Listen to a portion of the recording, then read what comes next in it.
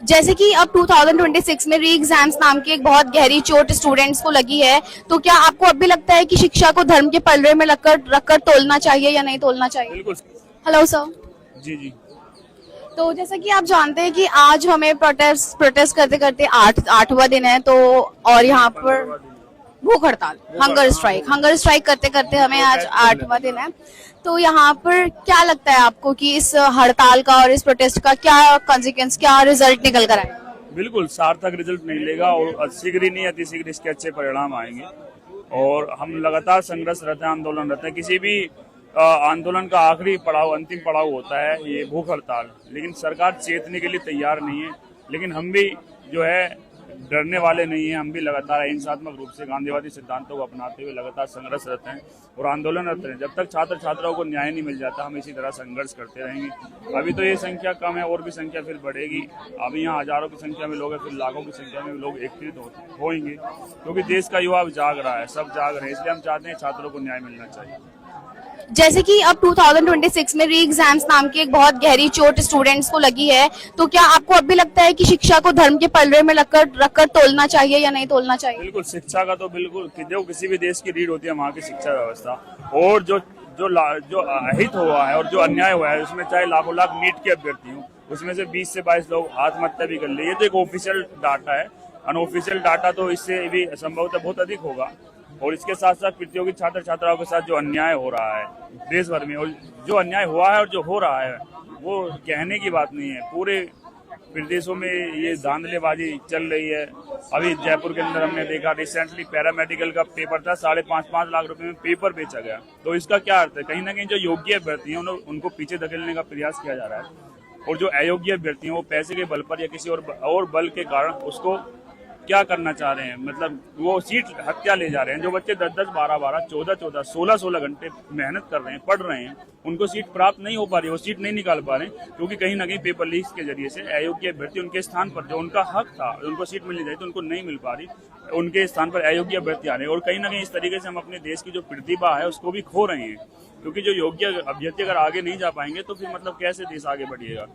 आप लगातार शिक्षा का बजट कम कर रहे हैं। हम चाहते हैं कि पूरे बजट का 10% बजट शिक्षा का होना चाहिए, पूरे बजट का 10% चिकित्सा का बजट होना चाहिए। आप लगातार क्यों कैंपस का फंड कट्स कर रहे हैं? आप लगातार क्यों यूनिवर्सिटीज का फंड कट्स कर रहे हैं? आप लगातार स्कूलिंग का फंड कट कर रहे हैं। समय पर बच्चों को स्कॉलरशिप नहीं मिल पा रही है, PhD स्कॉलर तक भी परेशान हो रहे हैं। तो हम चाहते हैं इस पूरे शिक्षा में पूरा परिवर्तन आना चाहिए। आप NTA को रद्द कीजिए। NEP आप जब से लेकर आए हैं पूरी शिक्षा व्यवस्था चौपट हो गई है। ये तस्वीर है भारत की। तो शिक्षा पर सवाल करेंगे, चिकित्सा पर सवाल करेंगे, अच्छी सड़कों के लिए सवाल करेंगे, लाइब्रेरीज के सवाल करेंगे, यूनिवर्सिटीज के लिए सवाल करेंगे।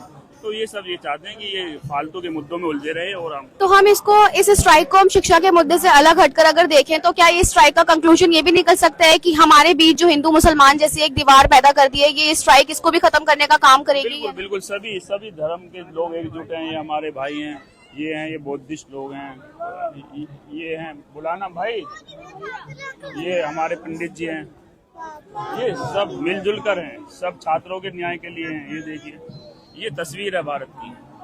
तो इसमें तो कुछ कहने का अर्थ नहीं है। पहली बात तो मुझे तो ये समझ नहीं आता हम धर्म पे बात ही क्यों करते हैं। ये तो हमारा व्यक्तिगत है ना मसला।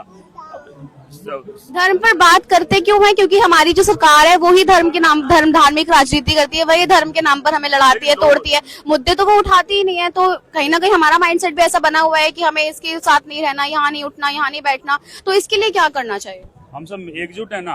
हम धर्म हमारा व्यक्तिगत विषय है, हमारी धार्मिक मान्यताएं अलग हैं, लेकिन हम सब भारतवासी हैं ना। सारा जग हमारा है, सारा भारत हमारा है। और हम तो ये कहते हैं कि जो लोग हमसे नफरत करते हैं, झूठे झूठे टैग लगाते हैं, हम उनसे भी मोहब्बत करते हैं, उनसे भी प्रेम करते हैं। हो सकता है किसी के झूठे प्रोपेगेंडे में फंसकर या किसी की झूठी झूठी बातों में आकर वो नफरत के मार्ग पर चले गए हों, असत्य के मार्ग पर चले गए हों। लेकिन चूंकि इस देश की मिट्टी में मोहब्बत है, प्रेम है, आपसी भाईचारा है, और हम 99 नहीं 100% आश्वस्त है इस बात को लेकर कि वो अवश्य ही मोहब्बत के मार्ग पर लौटेंगे, प्रेम के मार्ग पर लौटेंगे। और जो लोग हमसे नफरत कर रहे हैं, कहीं ना कहीं हम उनके भी हित के लिए आवाज उठा रहे हैं, क्योंकि कहीं ना कहीं उनके घर में भी छात्र एवं छात्रा हैं। वो भी देश का भविष्य है। हम नहीं चाहते कि उनका भी भविष्य बर्बाद हो, क्योंकि जब तंत्र भ्रष्ट होता है तो सबको अपनी चपेट में लेकर जाता है। इसलिए हम सब भारतवासी हैं। जो लोग नफरत कर रहे हैं हमसे करते रहें, वो अंततः एक दिन नफरत से थककर मोहब्बत की तरफ लौटेंगे, प्रेम की तरफ लौटेंगे।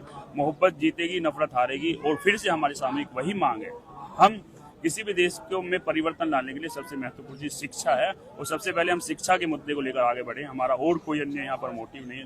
दुनिया भर के मुद्दे हो सकते हैं, उन पर भी बोल सकते हैं, लेकिन हमारा सिर्फ और सिर्फ लक्ष्य अभी शिक्षा को लेकर है। अगर शिक्षा में परिवर्तन आ गया तो फिर कुछ करने की आवश्यकता नहीं है, सारी चीजों में स्वतः ही परिवर्तन आना है।